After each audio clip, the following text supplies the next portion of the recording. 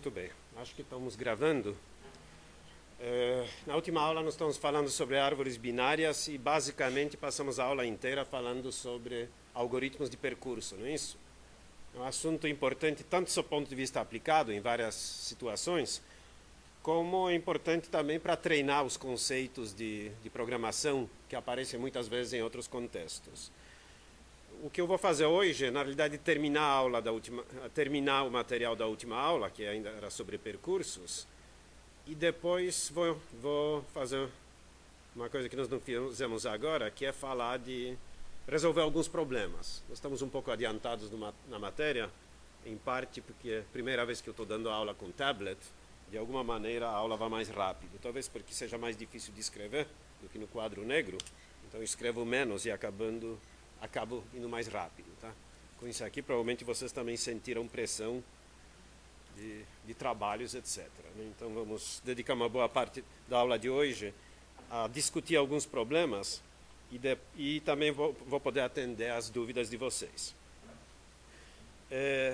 Uma das coisas que eu mencionei na última aula, tanto como exercício como em algumas situações pode ser interessante, é percursos otimizados. Quer dizer, a gente não escapa, de alguma maneira, de ter uma pilha. Quer dizer, por quê? Porque o processo é naturalmente recursivo.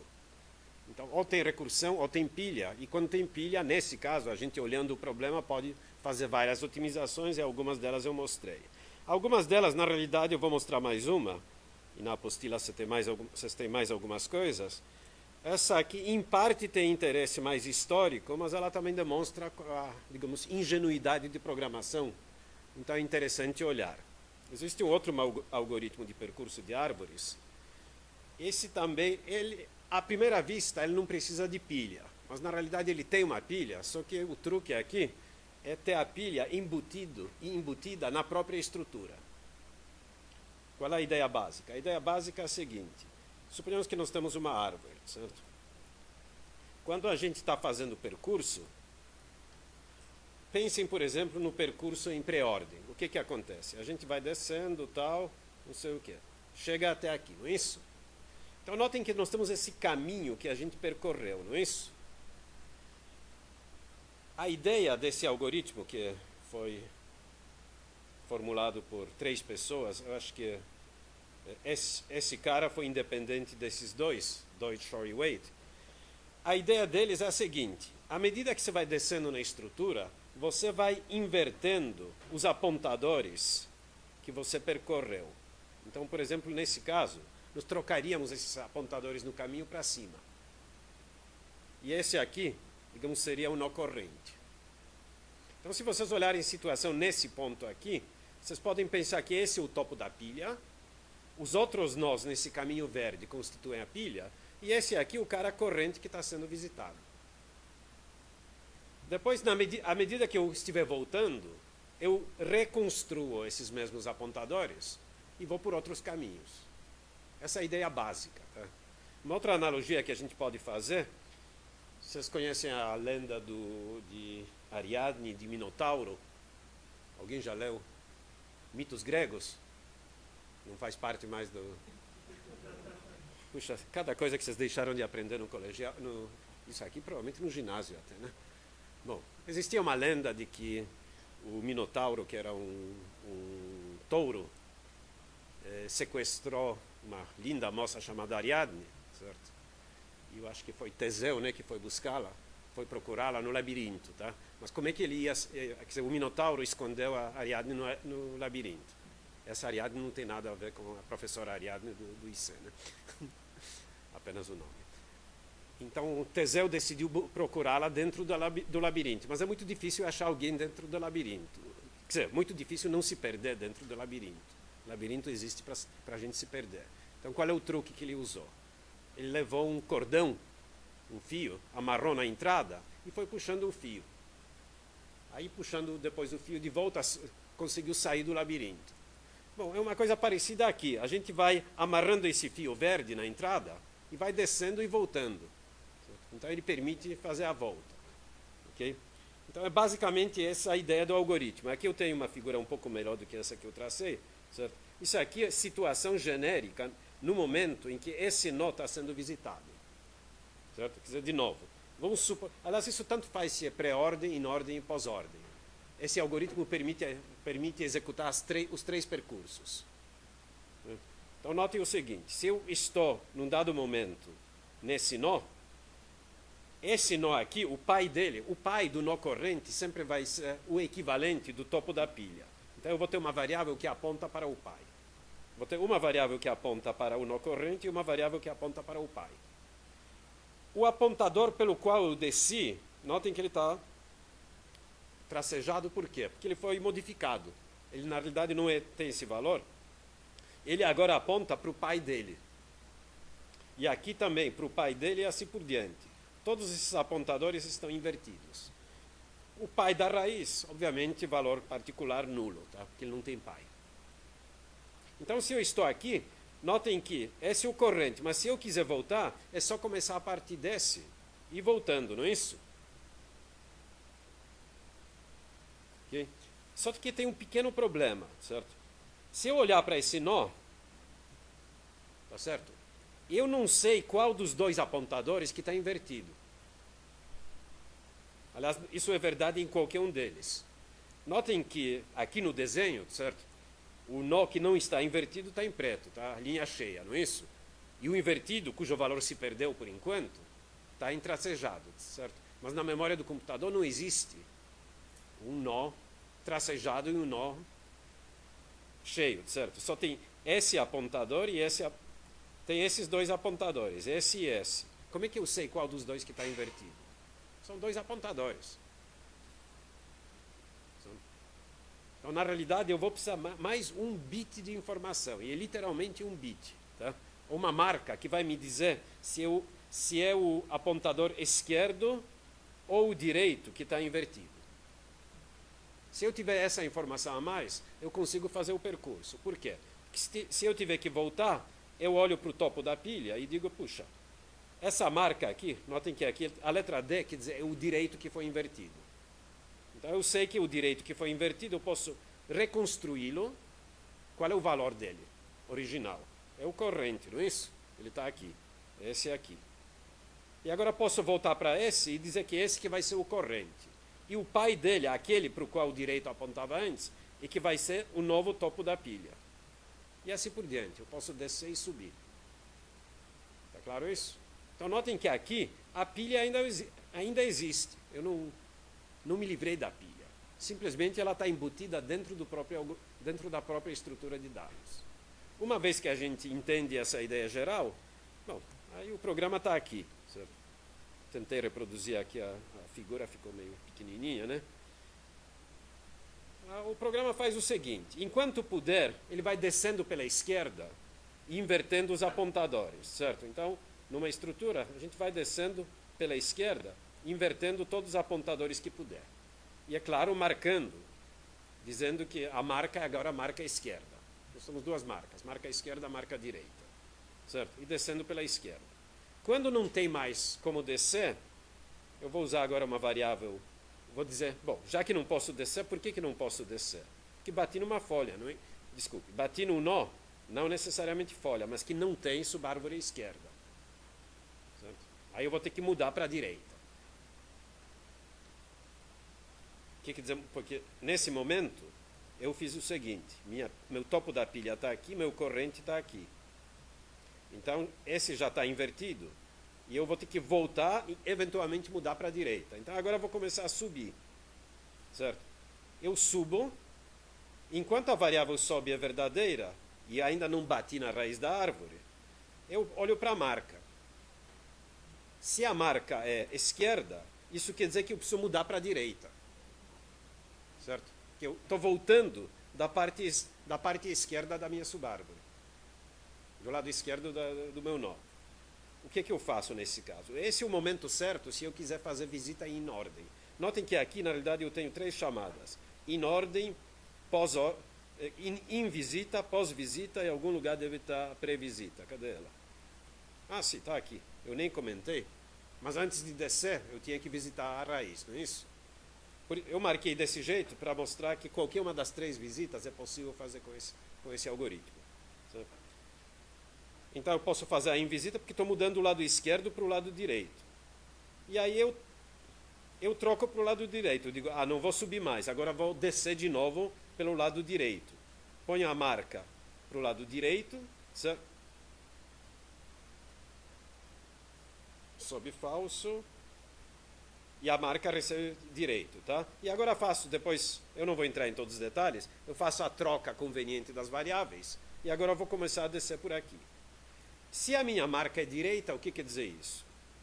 Se a marca é direito, é que o que está invertido é o lado direito, eu estou voltando daqui. Esse é o corrente, esse é o meu topo da pilha. Bom, se isso é verdade, eu devo continuar subindo, não é isso? Porque eu estou voltando pelo lado direito. Subir para o pai dele, eventualmente. Não sei se ele está do lado esquerdo ou direito, mas está acima dele. Então, enquanto eu estou voltando pelo lado direito, por isso que tem esse while aqui, eu vou continuar subindo. Então, eu vou deixar para vocês pensarem depois dos detalhes desse algoritmo, mas é interessante a maneira como ele funciona.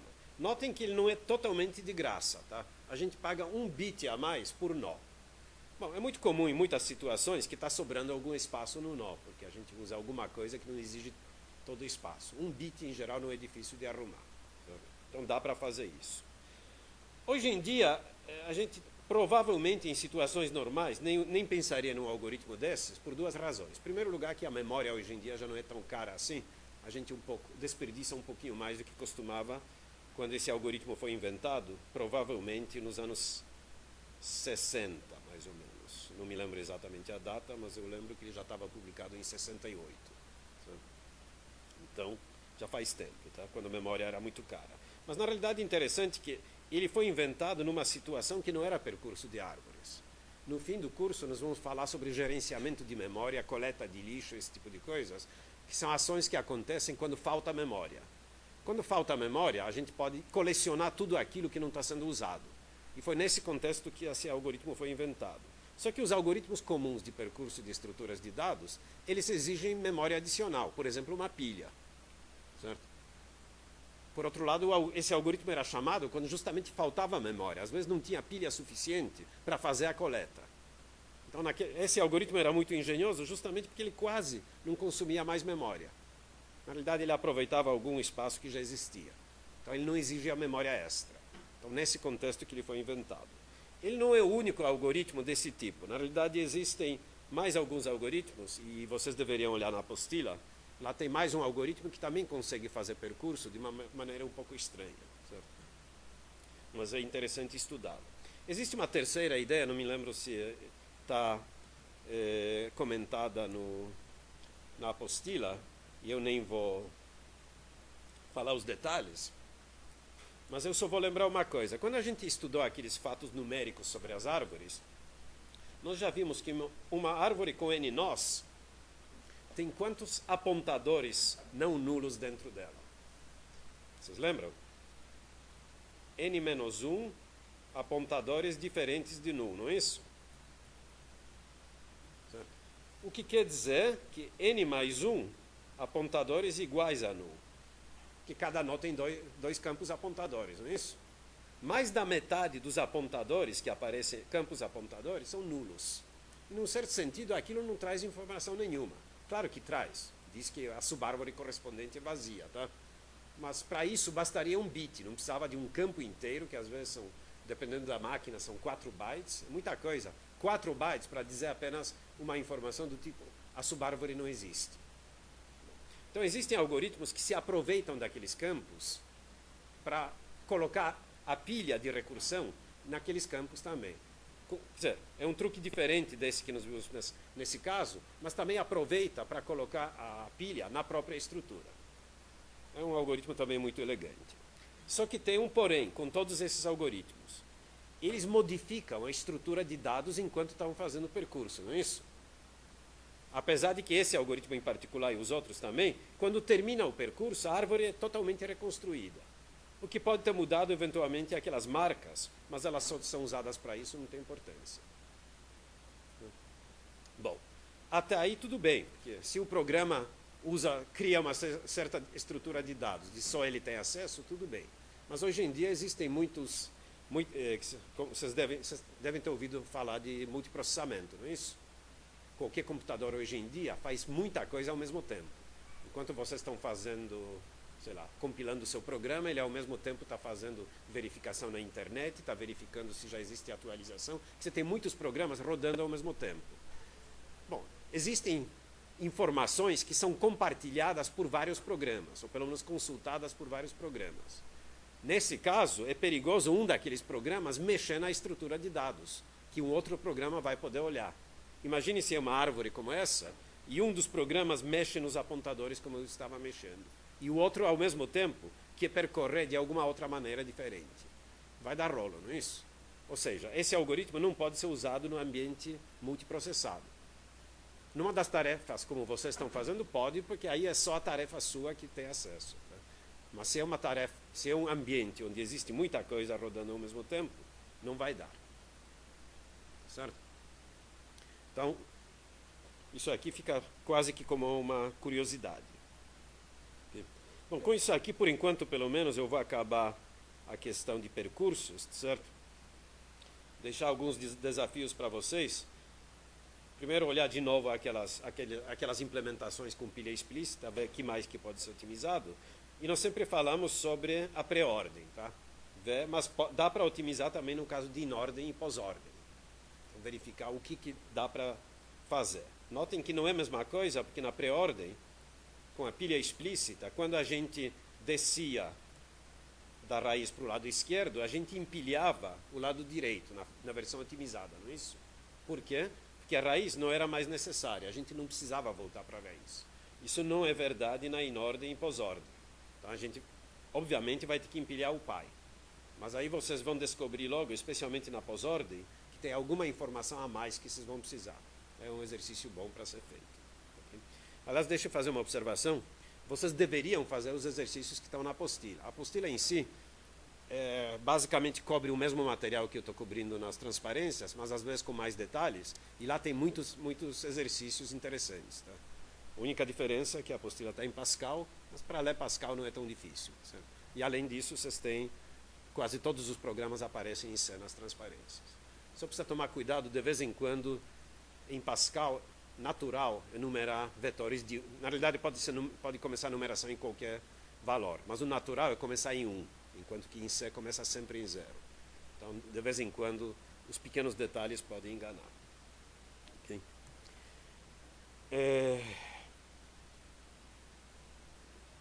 Bom.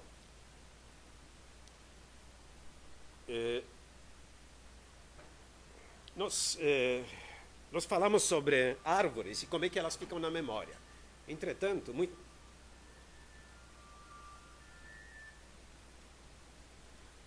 muitas vezes, nós precisamos representar essas árvores em algum arquivo de alguma maneira linearizada, tá? Porque no arquivo é meio difícil representar uma árvore do jeito usando nós, apontadores, etc. Não é impossível, nós vamos ver mais tarde que isso dá para fazer. Na realidade, nesse curso nós não vamos ver tanto, mas em outros cursos vocês vão ver isso. Certo? Então é interessante, às vezes, ter algum tipo de representação para árvores que seja possível de usar linearização. Deixa eu aqui inserir uma transparência branca para a gente discutir isso. Vamos supor que nós temos uma árvore qualquer.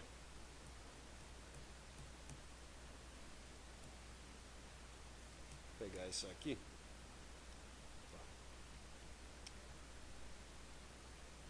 Puxa, apaguei demais.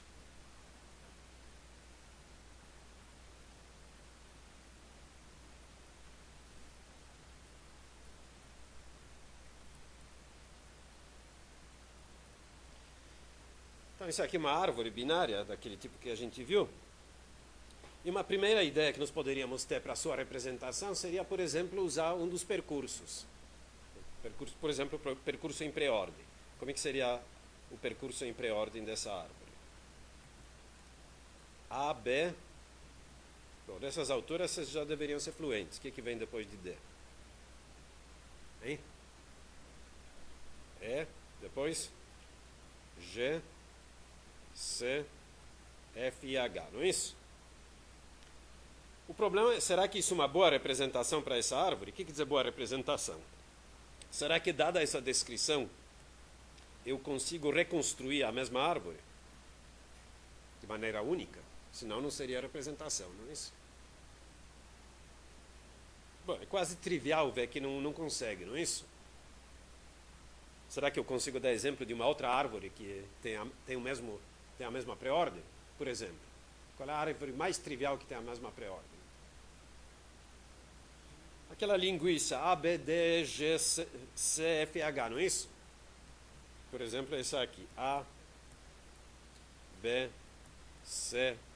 Eu estou fazendo alternado aqui? Não. Ips, já errei, né? A, B, D. A, B, D, E, G, C, F e H. Qualquer coisa que só cada nó tem um único filho no máximo, certo? Qual é a pré-ordem dessa árvore? É a mesma, não é isso? Na realidade, existem muitas outras árvores que dariam a mesma pré-ordem. Não precisava ser nem linguiça, mas esse é o caso mais trivial. Portanto, essa árvore não determina, esse percurso não determina a árvore. Será que a in-ordem seria melhor? Como é que seria a in-ordem dessa árvore? Bom, a in-ordem como é que é? Qual é o primeiro nó da in-ordem aqui? Hein? D, não é isso? D, depois G. Não, já errei. Alguém? Ups, e agora? Apertei o botão errado e danei. Tudo bem, vamos fazer de novo. Se fica mais limpa a transparência. C.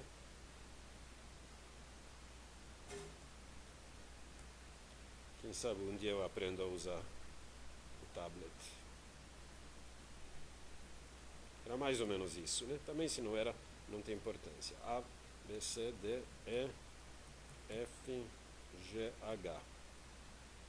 Então, a pré-ordem era A, B, D, E, H, C, F, G, não é isso? Essa árvore é diferente, mas não tem importância. Em ordem. D, B, H, E,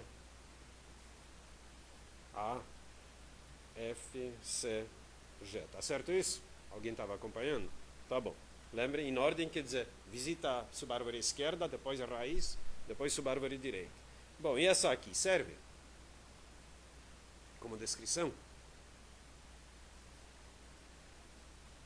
Não, claro que não. É só pegar como contra-exemplo essa árvore aqui, né? A. Opa.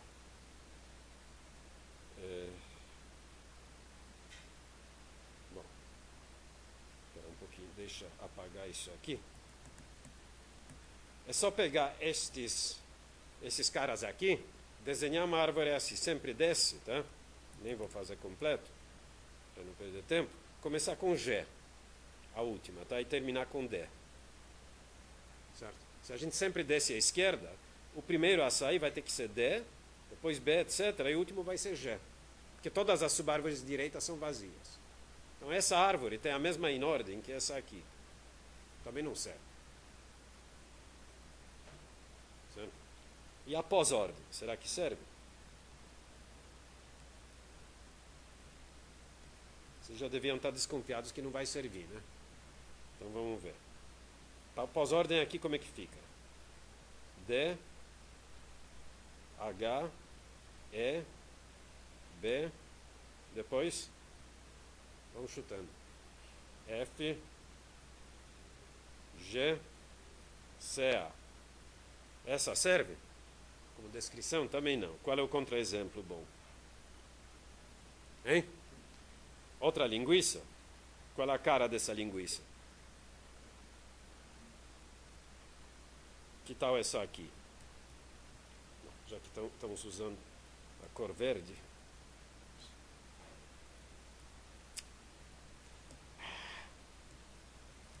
Excesso de recursos tecnológicos. Sim. Se eu colocar assim, e colocar esse último A aqui no início, depois C, etc., até D, qual será a sua pós-ordem? Exatamente a mesma, né? Então, nenhuma dessas descrições serve para me dar árvore. Puxa vida, né? Como é que eu vou fazer? E será que duas delas servem? Se eu der para vocês, por exemplo, pré-ordem e in-ordem, será que vocês conseguem reconstruir de maneira única essa árvore? O que vocês acham? Acha que sim? Já olhou na apostila ou não? Ou lembra da transparência anterior?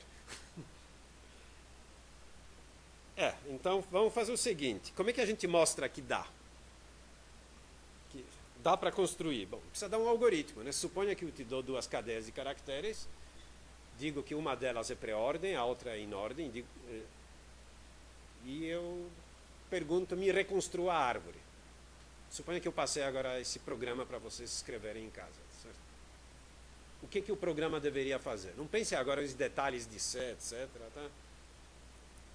Como é que apenas o algoritmo assim num nível um pouco mais geral, mais abstrato. Como é que vocês abordariam esse problema? O que dá para tirar? Pensem só nessas duas linhas, não é isso? O que dá para tirar de cara dessa descrição? Muito bem. A é a raiz, obviamente, né? Porque na pré-ordem, raiz é a primeira. Então, o primeiro cara, eu já sei quem é. E depois? Hein?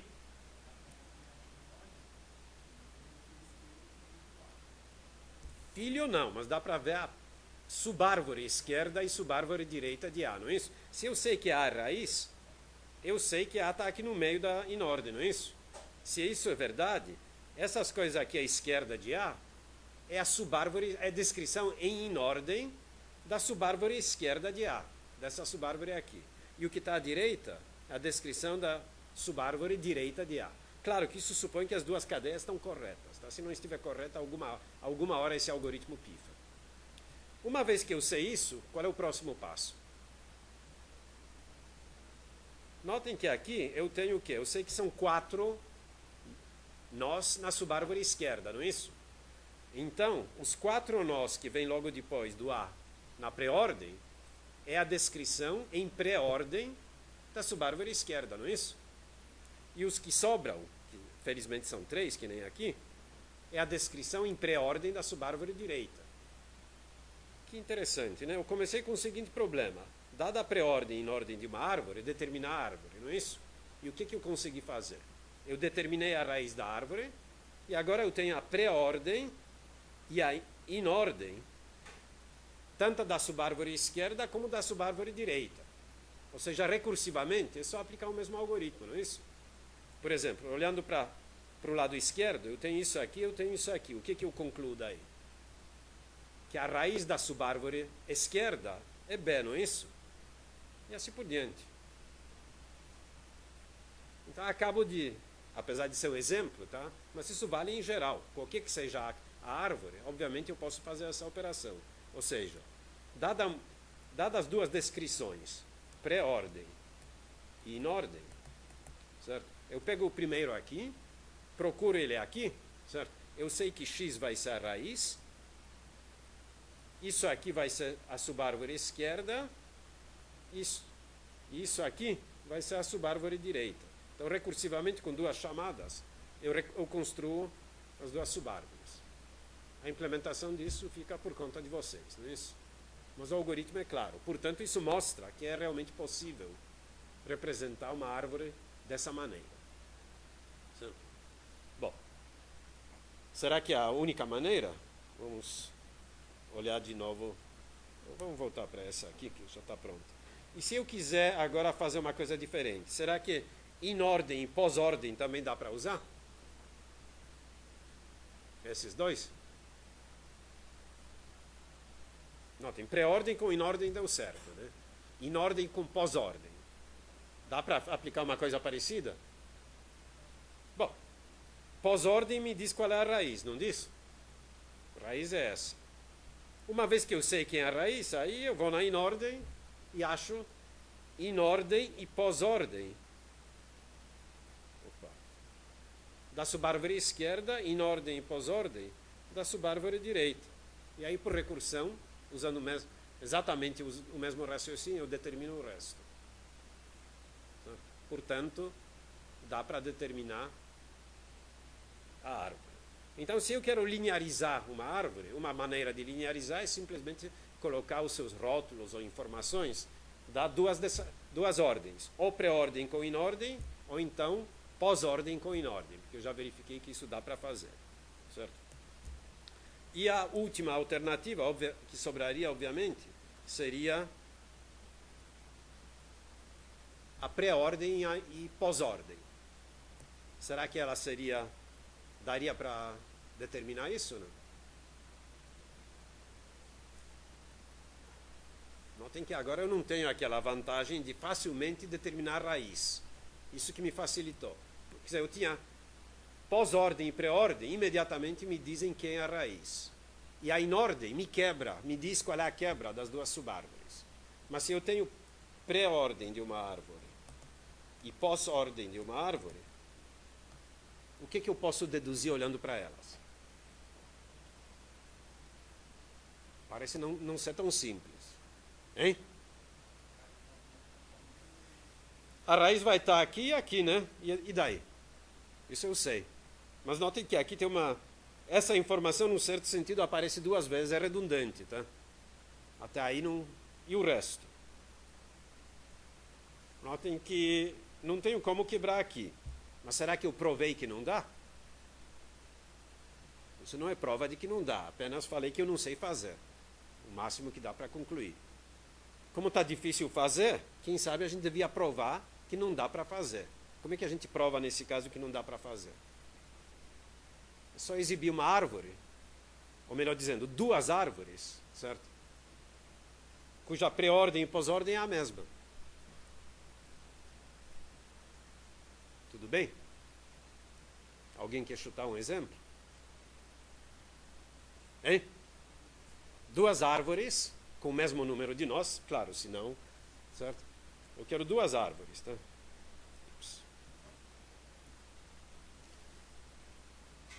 Eu vou contar até... A raiz da primeira vai ser A, vai.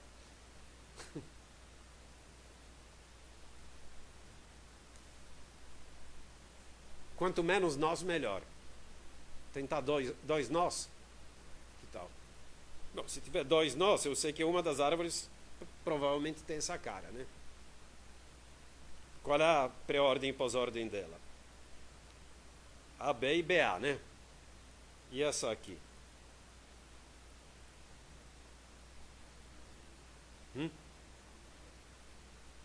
É a mesma?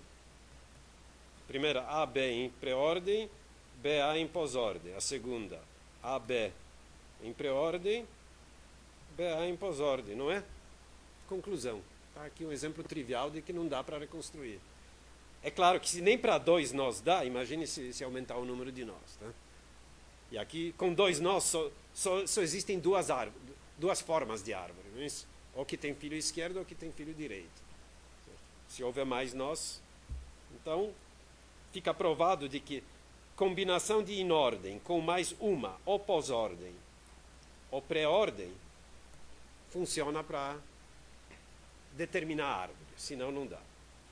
Bom, na prática, na realidade, a gente não usa nenhuma e dificilmente a gente usa essa maneira de representar. Porque na prática, em geral, o que está no nó não é bem só um rótulo, uma letra, mas tem muito mais informação, etc. Então, e além disso, fica chato um pouco a reconstrução dessa maneira, certo? Mas é um bom exercício. Ok.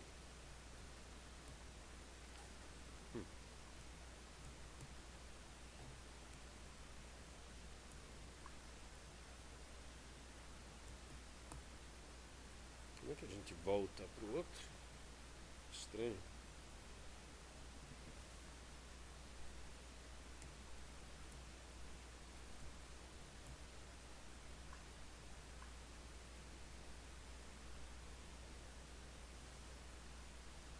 Fiz alguma coisa aqui que fez ele sumir.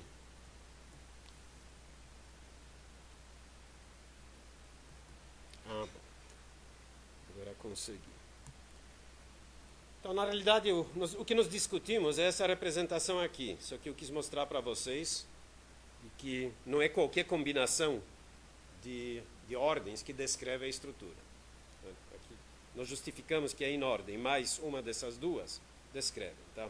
Uma outra maneira que é mais simples, na realidade, é fazer o seguinte. Tá?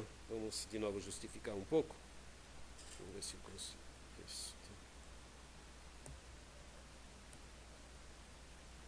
Vamos de novo fazer um exemplo.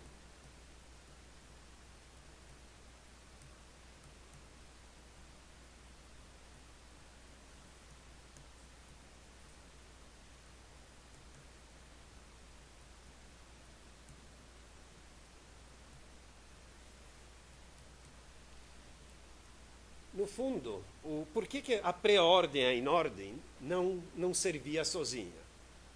Porque a gente não sabia, na realidade, voltando aqui, se A tem ou não tem filhos. Por exemplo, D não tem filho nenhum. B tem os dois filhos.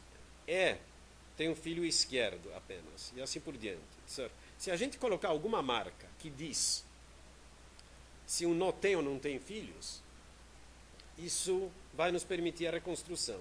Por exemplo, se eu pegar essa árvore e escrever a sua pré-ordem, eu vou deixar algum espaço aqui. A, B, D, E, H, C, F, I, G. Tá certo isso? E vamos supor agora que eu coloco mais uma informação. Depois do A, eu coloco duas marcas. Dizendo que os dois lados têm um filo esquerdo e um filo direito. Certo? Isso podem ser 2 bits, simplesmente. Certo? B tem também os dois filhos, 1 e 1. D não tem filho nenhum. E só tem filho de esquerdo, 1, 0. Certo? H não tem filho nenhum, 0, 0. C tem os dois filhos. F tem 0, 1, só o filho direito, não é isso? I não tem filhos e G não tem filhos. Então notem que agora eu dei a pré-ordem, mas também coloquei uma informação a mais. Coloquei para cada nó eu indiquei se ele tem ou não tem filhos. Será que agora eu consigo reconstruir a árvore ou não?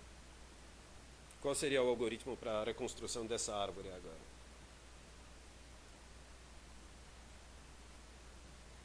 Qual é a primeira ação? Eu sei qual é a raiz, não é isso? É a primeira. O que mais que eu sei agora? Eu sei que existe filho esquerdo e filho direito, não é isso? Tá bom? Então eu anoto isso de alguma maneira. E agora vou começar a reconstruir a subárvore esquerda. Que eu sei que não é vazia. Já que não é vazia, eu sei quem é a raiz, não sei? Porque o filho esquerdo tem que vir logo depois. Certo? Então eu sei, reconstruo esse cara. Só que B também tem os dois filhos. Então eu anoto em algum lugar que B também tem os dois filhos, certo? Mas eu sei agora que eu posso reconstruir a subárvore esquerda de B também não é vazia. Então a próxima descrição aqui é da raiz do filho esquerdo, da subárvore esquerda de B. Esse é aqui. Só que agora eu vejo, puxa, esse cara não tem filhos. Se esse cara não tem filhos, agora eu preciso lembrar, ele não tem filhos, então o que vem agora? O último cara que eu sei que tinha subárvore direita não vazia. Quem é o último cara que tinha subárvore direita não vazia? Lembrem que eu mandei vocês lembrarem? É o B, não é isso? Então, a raiz da subárvore direita de B tem que ser E. Reconstrua esse cara. Aí eu olho para o E e digo, esse só tem filho esquerdo. Certo? Então o próximo é o filho esquerdo de E. Mas isso aqui é uma folha. Portanto, o que vem agora é a raiz da última subárvore que eu tinha que lembrar. Qual era a última subárvore que eu tinha que lembrar? É claro que eu teria uma pilha para isso, ou usando recursão, alguma coisa parecida. Esse aqui. Se vocês olharem o que estava sendo lembrado, o último que eu lembrei antes era daqui, mas esse já foi usado. Então esse aqui, não tem problema. C, então, é filho direito de A. certo?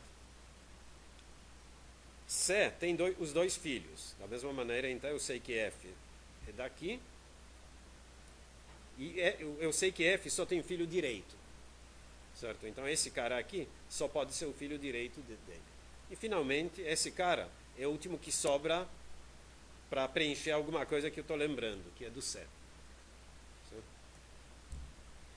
Não é difícil ver que com isso aqui eu consigo reconstruir. Então, notem que essa representação, no fundo, é muito melhor do que a anterior. Em vez de ter as duas ordens, eu gasto mais 2 bits por nó para saber se ele tem ou não tem filhos. E a gente pode pensar em outras coisas, variantes disso. Né? Onde, em primeiro lugar, que não precisa ser pré-ordem, pode ser pós-ordem também. E fica para vocês pensarem se em ordem serve ou não. Porque notem que pré-ordem e pós-ordem nos dá imediatamente a raiz, não é isso? Mas outras coisas ficam um pouquinho mais complicadas. Okay? Muito bem.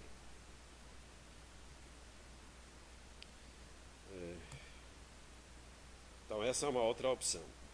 Finalmente, a gente pode também usar uma descrição chamada descrição parentética. E aí a gente precisa usar alguma convenção. O que é descrição parentética?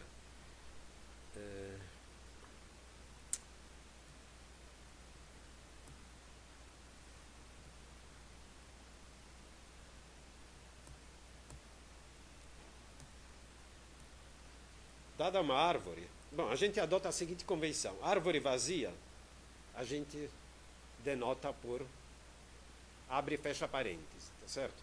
Uma árvore não vazia, dessa forma aqui, por exemplo, bom, vamos usar um caractere arbitrário só para não dizer que é raiz. X com duas subárvores, o que a gente faz? Recursivamente, faz uma descrição das duas subárvores, por exemplo, alfa beta, que vai ser uma cadeia de caracteres, e faz assim: abre, alfa, x, fecha, beta. Isso aqui, então, vai usar a in ordem. Certo? Porque a gente vai colocar a descrição da subárvore esquerda, a marca da raiz e a descrição da subárvore direita. Certo? E, obviamente, essa definição é recursiva. Tá? Que para essa árvore, a sua descrição também vai ser assim. Então, com isso aqui, a gente consegue também descrever a árvore. Onde é que está?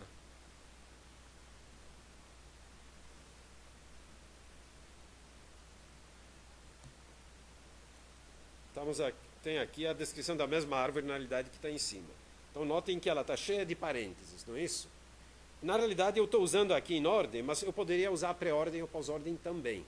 Se naquela mesma descrição, quando eu coloquei abre, alfa, x, beta, eu poderia colocar alfa, beta, x, por exemplo. Ou x, alfa, beta. Tá?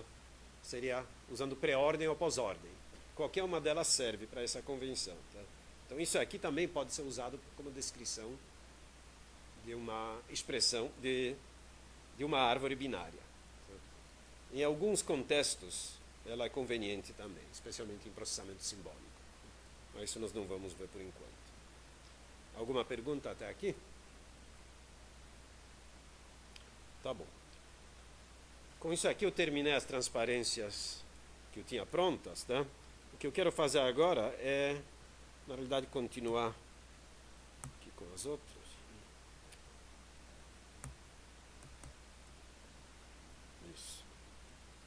Começar a resolver alguns problemas. Só que antes disso, algumas pessoas tinham dúvidas de algumas tarefas, coisas assim. Se alguém quiser perguntar alguma dúvida, aproveito e esclareço antes. E depois vou querer resolver, pegar um ou outro problema da apostila.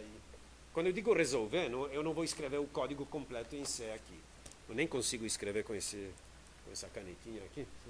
Não vai ficar nem... Não dá para escrever mais do que 5 linhas, tá? Mas dá a ideia de como resolver. Alguma dúvida sobre as tarefas? Quais são as tarefas que ainda está faltando? 4 e 5, não é isso?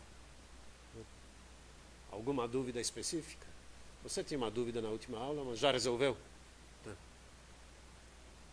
Ninguém tem dúvida? Que ótimo. Já está ficando muito fácil. Acho que a gente precisa caprichar um pouquinho.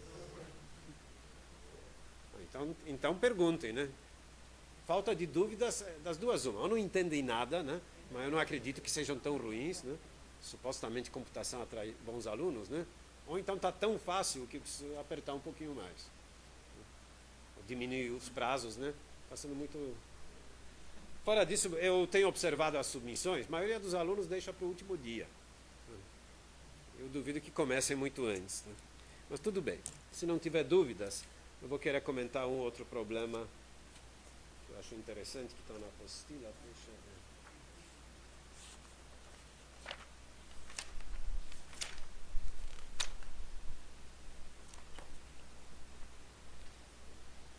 Como vocês, o curso noturno ele não tem disciplina de compiladores, não é isso? Então eu gosto de dar essa parte de análise sintática, que é uma pequena introdução à parte de compiladores. Nós já vimos alguma coisa, não é isso? Vimos aqueles algoritmos que traduzem de notação infixa para pós-fixa ou para pré-fixa, se necessário também. Certo? Então hoje eu vou comentar um outro problema. Para quem tem uma cópia da apostila, é o exercício número 7 da página 49, que é o seguinte. Na realidade tem vários problemas aí, 7, 8, 9, todos eles são interessantes, que consiste em traduzir da notação pré-fixa para a notação pós-fixa e infixa. Vamos primeiro pensar na pós-fixa, certo? Mas eu vou aproveitar para escrever aqui, para a gente poder acompanhar, como é que a gente define aquele conjunto de expressões de uma maneira sistemática, certo? E vocês vão ver, talvez em algum curso vocês vejam, se vocês tivessem um curso de compiladores, vocês iam ver uma coisa chamada gramática de expressões, ou seja, uma maneira formal de descrever expressões, comandos, etc., que é muito usada na parte de descrição de linguagem de programação. E mesmo que vocês não tenham curso, é bom saber como é que isso é usado, porque aparece muito na literatura sobre computação, certo? Então nós já vimos na realidade uma amostra disso quando falamos daqueles expressões, fatores, termos, etc., tá? Só que a descrição hoje vai ser até mais simples, tá? Eu vou dizer o seguinte: uma expressão prefixa ou é nome de uma variável, que eu vou colocar genericamente dessa maneira, ou então é o operador, lembra? Esse é o operador unário mais, certo? Operador unário mais seguido de uma expressão prefixa, ou então operador unário menos seguido de expressão prefixa, ou então operador binário mais seguido de duas expressões prefixas, ou então menos também binário seguido de duas expressões prefixas, ou então vezes seguido de duas expressões prefixas, ou então divisão, ou finalmente é exponenciação. Até aí, de novo, é uma maneira sistemática de escrever essas definições, certo? Na realidade, existe uma maneira de abreviar isso, que eu vou colocar aqui, nem que seja mais fácil para vocês lerem isso na literatura. Eu posso escrever assim: P pode ser x, que é qualquer variável nesse contexto, ou, essa barra vertical quer dizer ou unário mais P, ou unário menos P, ou mais PP, ou menos PP, ou vezes PP, e o resto é óbvio, certo? PP quase coube, né? Isso é uma maneira abreviada de escrever a mesma coisa. Vocês vão dizer, puxa, né, mas coube tudo numa linha. É que, no caso dessa gramática, ou dessa descrição, basta até o que a gente chama de uma única variável, ou metavariável, que me descreve o conceito. Se eu quisesse descrever aquelas expressões, eu não poderia fazer numa única linha. Eu teria que escrever daquele jeito. Expressão é igual, vamos usar recursão nesse caso, apesar de que nós já sabemos que diretamente ela não serve, t, ou então expressão seguida de mais t, ou expressão seguida de menos t. Depois termo é igual. Ou é fator, ou então termo seguido de vezes fator, ou então termo seguido de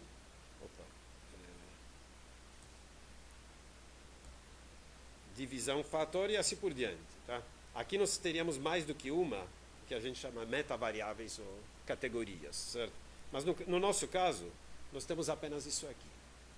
Então, isso é uma maneira de descrever de maneira precisa. Isso aqui me define exatamente todas as expressões prefixas, com essa convenção de que x representa qualquer variável, e eu uso esses operadores. E o que eu quero agora, depois dessa explicação complicada, que vocês me escrevam um programa, certo? Que dada uma expressão prefixa, por exemplo, isso aqui, produza a sua anotação pós-fixa. Como é que seria a anotação pós-fixa nesse caso?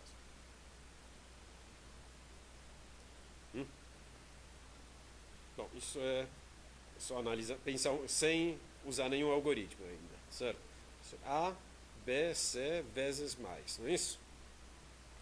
Notem que às vezes a gente quer dar um chute, só inverter. Claro que não. Não tem nada a ver, inclusive, porque as variáveis aparecem na mesma ordem, certo?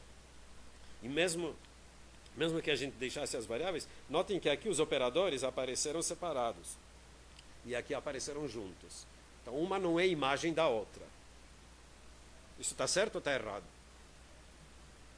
Alguém está com a dúvida? Hein? Isso aqui é prefixa, isso aqui é pós-fixa. Sim. Hein? Não. Pós-fixa, quer dizer, operador segue os dois operandos. A primeira é prefixa, a segunda é pós-fixa. Se eu quero o programa que, dado isso aqui, produza isso aqui. Tudo bem? Ok? Então vamos pensar como resolver esse problema. Vou escrever de novo aquela expressão exemplo. Ops.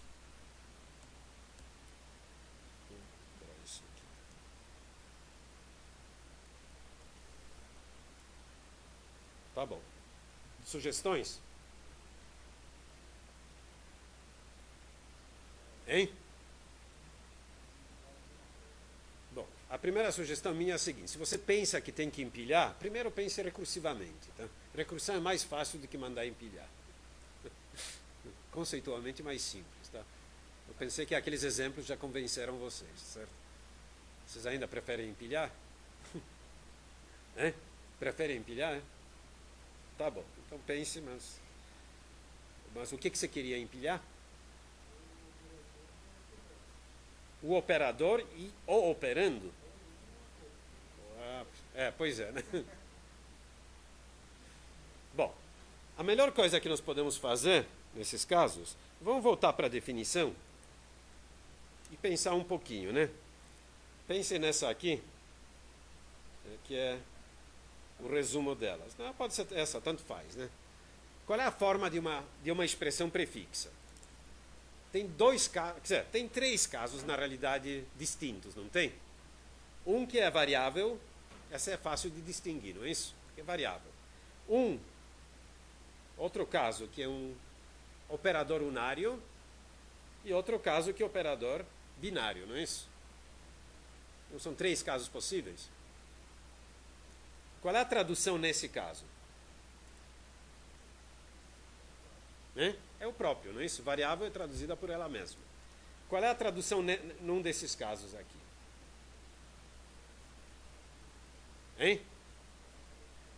Depois de quê? Entre o P? Quer dizer, o que você está me dizendo que, dado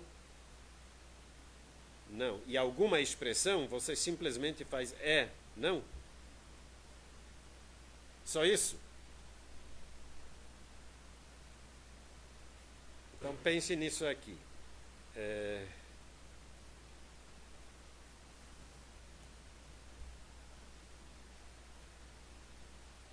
O que você diz que a tradução disso vai ser...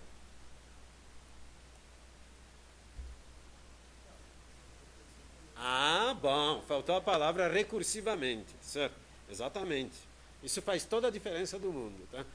Então, o que ele está dizendo é o seguinte, olha, lembra isso aqui, lembra como? Bom, ou numa pilha explícita ou no meio da recursão. E depois, recursivamente, traduz o que sobrou. O que sobrou não. A próxima expressão prefixa. Não é que sobrou, porque pode ter mais coisas depois ainda. Certo? Obviamente, mesma coisa aqui. Certo? Bom, e uma vez que vocês sabem fazer isso, como é que fica nesses casos? No fundo, mesma coisa, certo? Lembra o operador, traduz recursivamente duas expressões prefixas e depois coloca o operador, não é isso? Simples. Você vai pensando recursivamente é mais simples, não é? Certo? Então, voltando para esse exemplo, vamos simular a solução. O que meu algoritmo faria nesse caso? Primeira coisa que ele está enxergando é o símbolo mais. Suponham que eu chamei, vamos supor que eu tenho uma função que chama pré-pós, ou seja, traduz de pré para pós, e eu dou para ela o apontador para uma cadeia de caracteres, não é isso? O que essa função vai fazer? Ela olha para o primeiro caractere, certo? Esse primeiro caractere já dá para fazer um switch nele. Notem que eu... Ops. Switch. Eu nem escrevi de onde veio o caractere, tudo bem.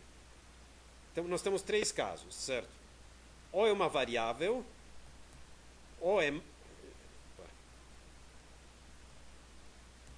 ou é símbolo unário, ou então um dos binários, não é isso? Mais vezes, divide, etc. Certo? Nesse caso, variável, o que a gente faz?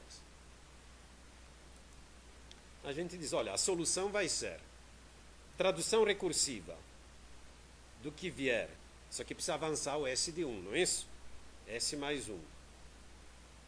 Do que eu achar a seguir, seguido de símbolo caractere, tá? Certo? Ou seja, o que vier, a expressão que vier depois, eu vou traduzir. Nesse caso, na realidade, só vem uma expressão, desculpe, vem duas expressões. Ainda bem, né? Porque depois de um mais tem que vir duas, certo? Então, recursivamente, eu vou traduzir... Ah, peraí, eu estava pensando no outro caso. O outro caso era algo assim. Por exemplo, mais... por exemplo, esse caso aqui. Então, eu vi esse símbolo, o que eu tenho que fazer? Eu faço uma chamada recursiva que deve traduzir. Vamos supor que a função devolve uma cadeia. Vai me devolver essa cadeia traduzida, certo? E depois é só colocar o símbolo mais no fim. Está claro isso? Como é que vocês implementam os detalhes, depois isso é outro problema. Aí vira exercício de programação. Mas o importante é pensar no algoritmo. Se não for esse caso, e se for esse, não tem problema, é que nem aqui. O que a gente faz? Avança de 1 e diz, me devolva a cadeia que tradução da próxima expressão. Certo? Ele vai achar essa aqui e a sua tradução. Vamos supor sempre que eu tenho um apontador que avança sempre para o próximo, que nem nós fizemos no outro. Tá? Me dê mais uma. Ele vai pegar esse e devolver BC vezes. Finalmente, a gente pega esse aqui que tinha que lembrar por meio da recursão e põe esse aqui no fim. Então, notem que usando recursão, claro, na implementação de verdade, isso aqui vai dar um pouquinho mais de trabalho. Precisa lembrar as duas cadeias, concatenar, etc. Ou então, fazer ele escrever já a saída, que também é possível, que a gente sabe a priori qual será a saída, certo? Mas dá para fazer. Na realidade, esse aqui é muito parecido com o exercício que já foi feito. Certo? Tá bom? Alguma pergunta até aqui? Só para dificultar um pouquinho, vamos pensar num outro exercício, que é traduzir, ainda vamos pegar o mesmo exemplo, só que agora eu quero traduzir para a notação infixa.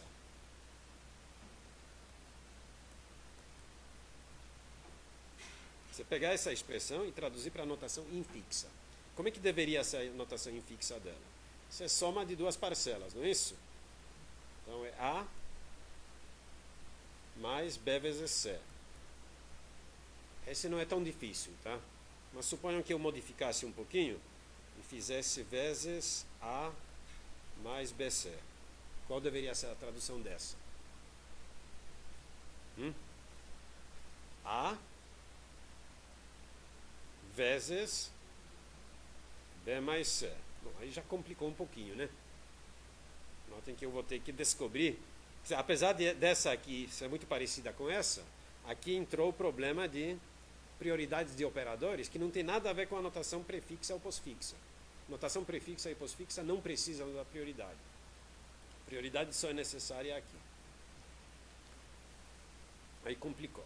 Bom, só que num primeiro estágio, eu vou sugerir que a gente simplifique um pouco esse problema. Suponhamos que eu vou querer o seguinte, que a tradução seja o que a gente chama plenamente parentética, ou seja, todo operador, toda expressão com operador vai ter parênteses em torno dela. Sempre. Isso simplifica muito a tradução, não é? Porque agora eu não preciso pensar na prioridade. Concordam? Se eu passar esse exercício, aí no fundo fica muito parecido com o anterior, não é? Porque eu faço o mesmo raciocínio. Puxa, eu estou olhando para um operador binário. Certo? Bom, se o operador é binário, esse é aqui. Certo? Então eu já sei, puxa, operador binário. Então minha tradução tem que começar com parêntese, porque tem um operador. Certo? Depois o que eu faço? Traduzo a próxima expressão usando recursivamente a mesma função. Depois coloco aqui o operador, depois traduzo a próxima expressão. Notem que a próxima expressão, como ela começa com o operador, ela também vai ser traduzida com um parêntese, não é isso? E no fim coloco o parêntese para fechar esse aqui. Então, no fundo, o esquema de tradução fica muito parecido com o anterior. Só que agora, em vez de colocar, digamos, botar o operador para fora no fim, eu boto no meio. Tudo bem?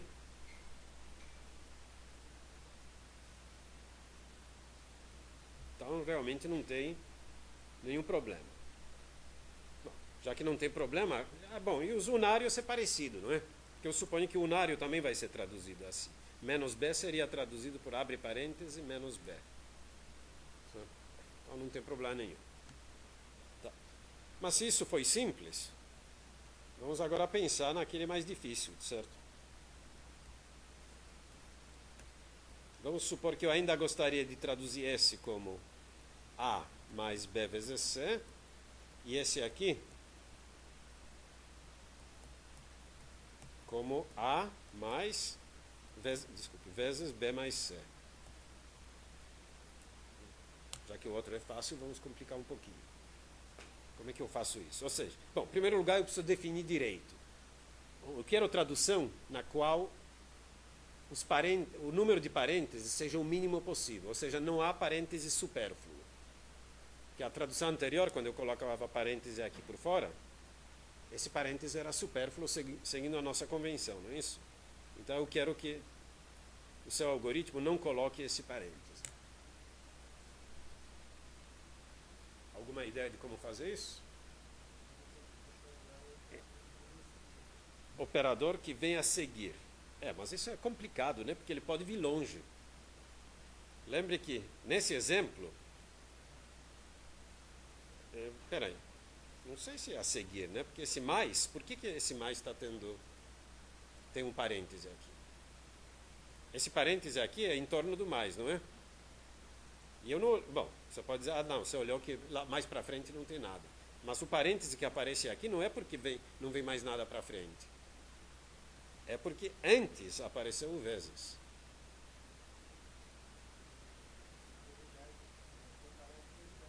Mas com quem? Com o que vem depois? Com o que vem antes? Não. Esse aqui, ele vai ganhar parênteses só porque o vezes veio antes. Mas se fosse diferente, por exemplo, se fosse mais BAB, o C aqui, ele também teria parênteses.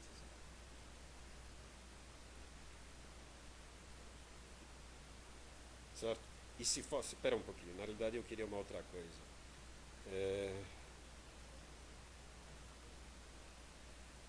Exato. E note que esse mais não tem parêntese, por quê?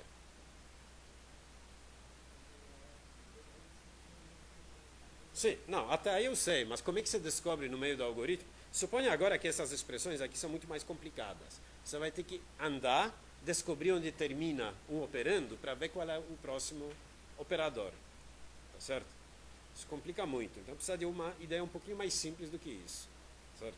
E como sempre a gente deve pensar recursivamente. Quer dizer, o nosso problema que nós temos aqui é o seguinte. Vamos supor que nós temos um operador qualquer, tá? Genérico, eu vou indicar assim. Vamos supor que é binário, tá? Porque isso aparece principalmente no caso binário. Eu tenho duas expressões aqui. E a minha dúvida é se eu coloco parêntese ou não em torno desse cara.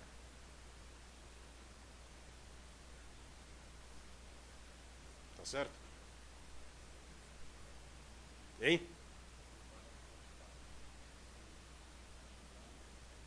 Bom, eu tenho uma outra ideia.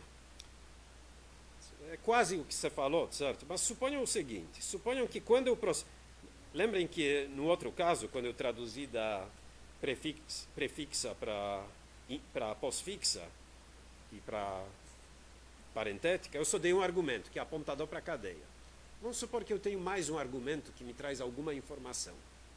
Que no fundo, a tradução de alfa e beta vai depender desse operador, não vai? Porque, na realidade, a gente sempre tem que olhar para a esquerda, porque é prefixa. Tá? Não é isso? Se esse aqui for um operador de prioridade maior do que alguma coisa que for aparecer aqui, logo no primeiro nível, eu vou ter que botar parêntese, está claro isso? Vamos olhar um exemplo. Tá? Aliás, esse aqui que serve, certo? Notem o seguinte, aqui eu tenho vezes, tá? A mais B7, certo? Então, bom, essa é uma simples variável, não tem problema. Mas esse aqui é uma expressão que envolve esse mais, certo? Como é que eu sei que esse mais deve ficar entre parênteses? Aquele argumento de um outro operador, porque essa expressão toda é argumento de um outro operador que tem prioridade maior do que ele. Suponham então que a minha função agora é a tradução de pré para in. Ela tem dois argumentos. Primeiro é aquele apontador para a cadeia, mas também tem o operador que veio logo acima. E nesse caso, para traduzir alfa e beta, eu passaria esse aqui como argumento. Então notem que na hora de traduzir A, eu teria esse operador. Só que como uma variável simples, não preciso dessa informação. Mas na hora de traduzir esse aqui, eu ia ver, puxa, aqui é um mais. Mas o argumento que veio para mim é um vezes. Como o vezes está fora, esse mais eu preciso proteger com parêntese. Aí eu gero parêntese. Se aqui, em vez de mais, fosse um vezes, eu diria, bom, aí é uma outra coisa, aí são iguais. Fica para vocês pensarem o que eu faço se os dois forem iguais. Mas se fosse exponenciação, a prioridade dele é maior do que esse, portanto, não precisa de parêntese. Está claro isso? Nesse ponto é interessante olhar como é que a gente usa a recursão para fornecer mais informação para a expressão. Para traduzir, para facilitar esse processo. Desse jeito vocês conseguiriam fazer uma tradução como essa. Tudo bem? Fica como exercício para vocês.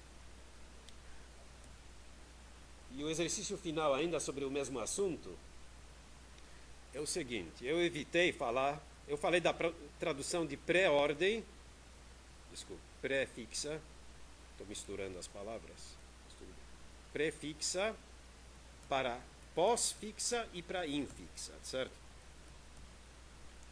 Não falei na tradução da pós-fixa para infixa, por exemplo, ou para prefixa também.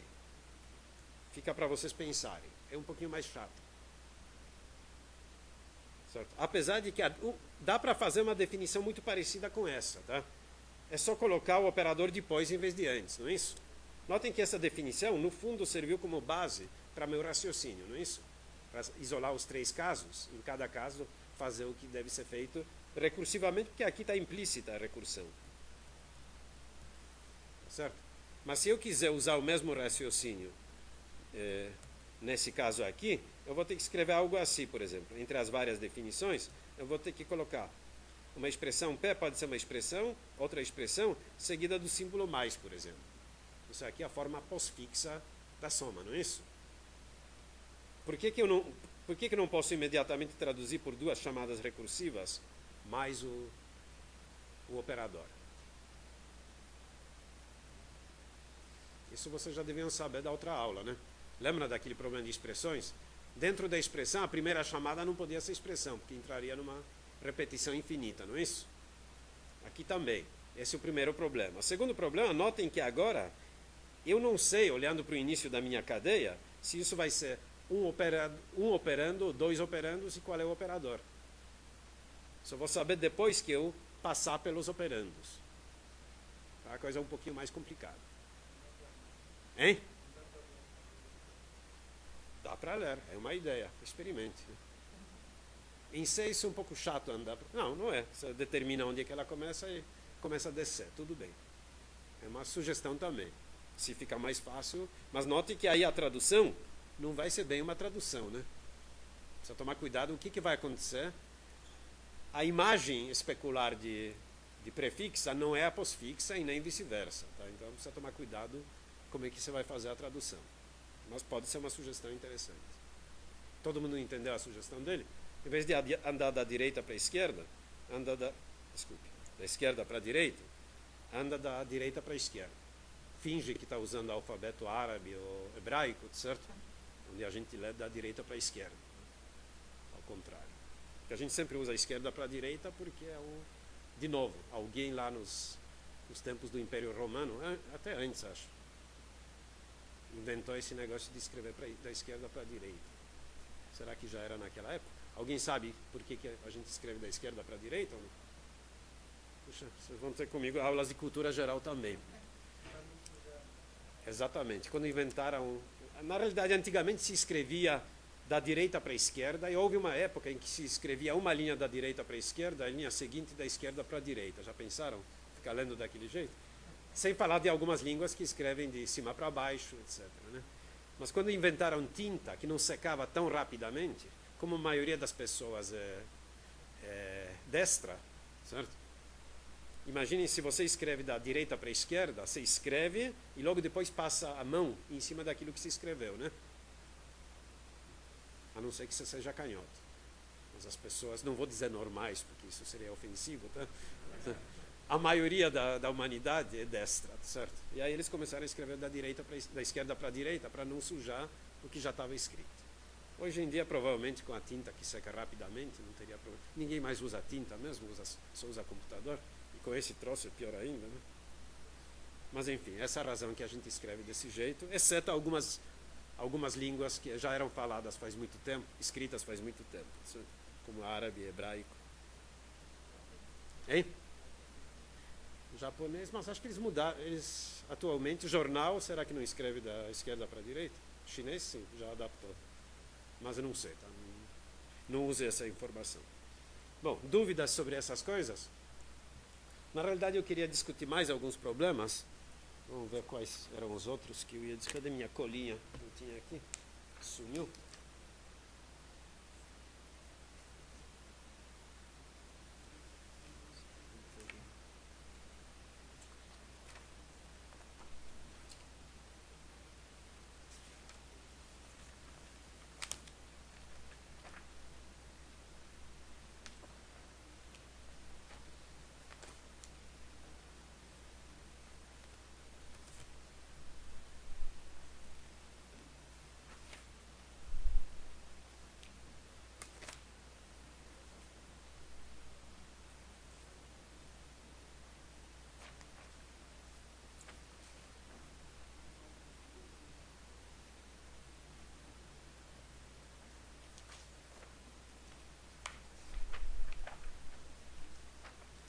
Na realidade, acho que eu acabei o que eu queria falar hoje.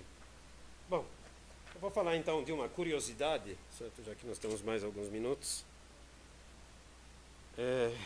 Sim, isso me lembra uma coisa. Eu acho que na primeira aula sobre listas ligadas simples, eu falei para vocês que dava para remover um nó ao qual vocês estavam apontando, não é isso? E eu nunca contei qual é o pulo do gato, não é isso? Eu supus que vocês têm, por exemplo, uma lista ligada simples, aqui uma variável que aponta para ela, e falei, bom, Em geral, se você quer remover um nó, você precisa dar apontador para quem? Para o nó que precede aquele nó que você quer remover, não é isso? Se eu quero remover esse nó, normalmente você precisa dar apontador para esse, porque é esse campo que você vai ter que mudar. Fazer isso, não é? Mas depois eu falei para vocês, bom, mesmo assim tem um jeito. Dá para escrever uma função que recebe esse apontador e elimina este nó da lista, preservando ainda a lista. Só que eu esqueci de contar que tem uma condição para que isso funcione. Qual é a condição? É que exista pelo menos um sucessor deste nó. Esse nó aqui. O resto da lista, a partir daqui, não pode estar vazio. Esse nó precisa existir. Certo? E qual é o truque que a gente pode fazer?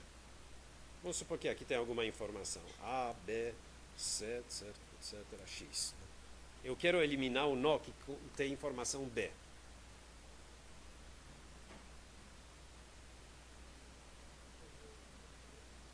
Exatamente. Tá? É um truque sujo, mas eu pego todo esse conteúdo e copio em cima desse aqui.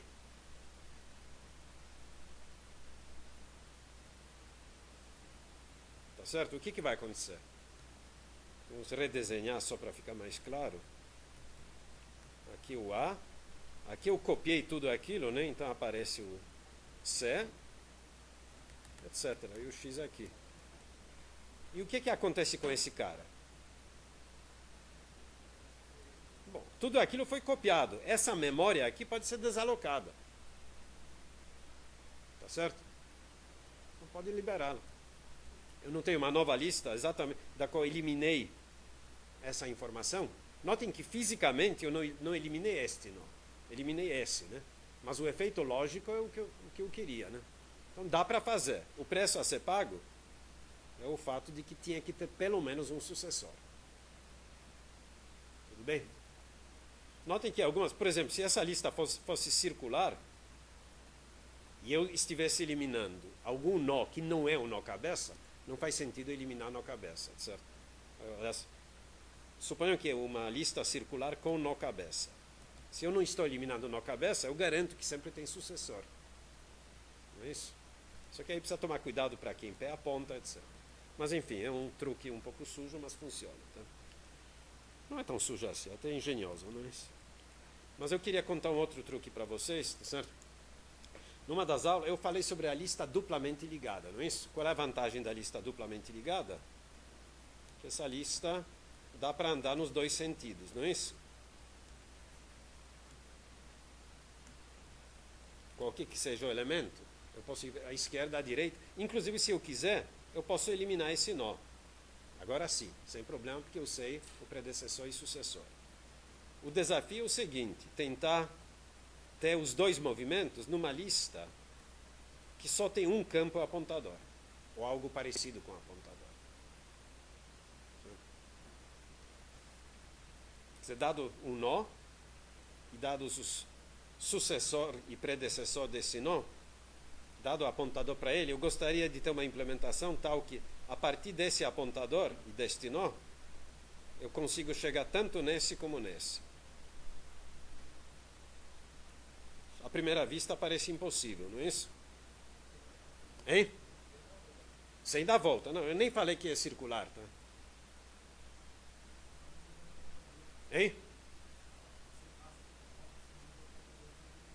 Sim, mas eu não estou supondo que eu estou percorrendo sistematicamente, tá? Ele já usou o truque que acabou de ver nas árvores, né? Aquele negócio de inverter, que funciona também nas... Claro, dada uma lista simplesmente ligada, se a única coisa que eu faço é percorrê-la e depois querer voltar, que note que eu vou ter que reconstruí-la, né? Eu posso ir percorrendo, invertendo os nós e depois na volta restaurá-los. É um bom truque também. Muito análogo àquela árvore. Não, mas aqui eu quero uma coisa mais complicada. Poder andar nos dois sentidos. Dado o apontador aleatório no meio da lista, né?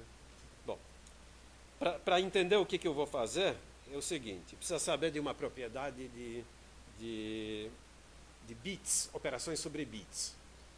Todo mundo sabe o que quer dizer ou exclusivo? Ou exclusivo quer dizer o seguinte, operação entre 2 bits, ou exclusivo entre 2 bits, dá 0 se os bits são iguais. E dá 1 se os bits são diferentes. Quer dizer, só um deles pode ser 1. Um tem que ser 0, outro tem que ser 1. Então, 0 com 0 dá 0, 1 com 0 dá 1, e qualquer outra combinação, bom, 0 com 1 também dá 1, e 1 com 1 dá 0. Quer dizer, só dá 1 quando os 2 bits diferem. Da mesma maneira como a gente define o exclusivo entre bits, a gente pode pegar um número inteiro e definir, quer dizer, na realidade, não trata mais como número inteiro, mas sequência de bits, e definir a mesma operação, bit a bit. Tá? Então, cada bit do resultado vai depender de 2 bits do argumento. A gente pode fazer a mesma coisa, tá claro isso? Deixa eu fazer. Dadas duas palavras cheias de bits, eu posso formar a operação ou exclusivo delas, simplesmente pegando esse bit com esse, vai dar 0 ou 1, ou exclusivo, e assim por diante. Cada 2 bits vai dar 0 ou 1. E por que eu estou falando nisso? É que tem uma propriedade interessante, que é o seguinte: se a gente pega 2 bits, 0 ou 1, e depois faz a mesma operação de novo com x, isso me dá y. E se pega x ou exclusivo y com y, ou exclusivo com y, isso me dá x. Isso é fácil de ver, é só olhar aquelas combinações. Por exemplo, 1 ou 0 ou 1 dá o quê? Dá 0, não é? Porque 1 ou 0 dá 1, 1 ou 1 dá 0. Certo? Então deu x. Tá? Se eu fizesse agora com 0, daria 1. Então, no geral, vale essa propriedade. Tá bom? Bom, e o que isso me ajuda? Bom, é que agora eu vou fazer o meu truque sujo. Eu não vou usar, na realidade, apontadores, tá? Eu vou usar algo parecido com apontadores. Suponhamos que isso aqui fica num lugar chamado P, isso aqui fica num lugar chamado Q, isso aqui fica num lugar chamado R. Certo? O que eu vou colocar aqui não são... Se eu usasse apontadores, o que deveria ficar aqui é apontador para cá, o que deveria ficar aqui é apontador para cá, não é isso? Mas eu não vou usar apontadores. O que eu vou usar é o seguinte valor. É o... Espera um pouquinho.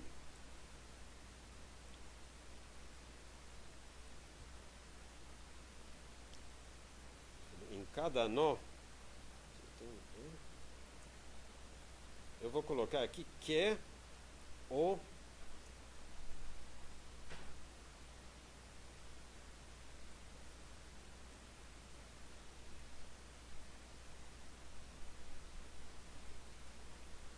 agora preciso, eu me perdi. Isso mesmo. Eu vou colocar esse valor aqui. Notem que eu vou colocar os 2 vizinhos, predecessor e sucessor, e a combinação dos bits deles. Mesma coisa aqui. Aqui eu vou colocar P, O, e aqui precisa ver quem é o predecessor dele. Aqui eu vou colocar também P, O, e precisa ver quem é o sucessor dele. Notem mais uma coisa. Essa operação é totalmente comutativa. Quer dizer, Q ou exclusivo R é a mesma coisa que R ou exclusivo Q, não é isso? Então, num certo sentido, a distinção entre predecessor e sucessor aqui se perde. Tá? Bom, e agora eu vou mostrar para vocês que, tendo isso, dá para percorrer a lista. Agora eu vou supor que a gente vai percorrer, certo? Usando apenas isso. Como é que eu vou fazer? Vou fazer um outro desenho para convencer. Opa, não devia ter o computador, não é isso?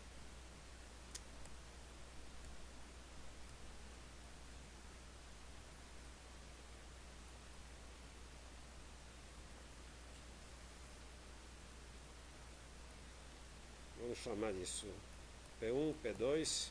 Isso aqui são os endereços onde estão essas células, certo? Esses nós. Ok? Bom, eu já sei que aqui vai ficar o quê? Pela definição que acabei de dar, P1 ou P3, não é isso? Aqui vai ficar P2 ou P4. Aqui vai ficar P4 ou alguma coisa. E aqui vai ficar alguma coisa ou P2. Certo? Vamos supor que esse aqui é o começo da lista. Se esse é o começo da lista, vamos convencionar que aqui vão ficar zeros, que ele não tem predecessor. Se esse fosse o fim da lista, ficariam zeros aqui também. E agora eu digo o seguinte, olha, usando esse fato, eu consigo percorrer essa lista nos dois sentidos. Como é que eu faço? Bom, note o seguinte, se eu supuser que eu tenho apontador para um deles, ok? E para o seu predecessor, notem que eu posso calcular o sucessor, não posso? Vamos supor que eu tenho esse o x, esse o y. Como é que eu calculo o sucessor de y? O endereço do sucessor do y. Notem que eu tenho isso aqui. Quanto é que vale isso? Isso na realidade vale apontador para o predecessor, que é x, que eu tenho em mãos, é o P1, né? Certo? Ou exclusivo P3. Tá certo? Mas como eu tenho esse aqui, eu posso pegar simplesmente isso aqui e fazer o exclusivo com x. O que eu vou obter? P1, ou exclusivo P3, ou exclusivo x. Mas x é igual a P1. Portanto, eu vou obter P3. Então, dados esses dois, eu obtive esse.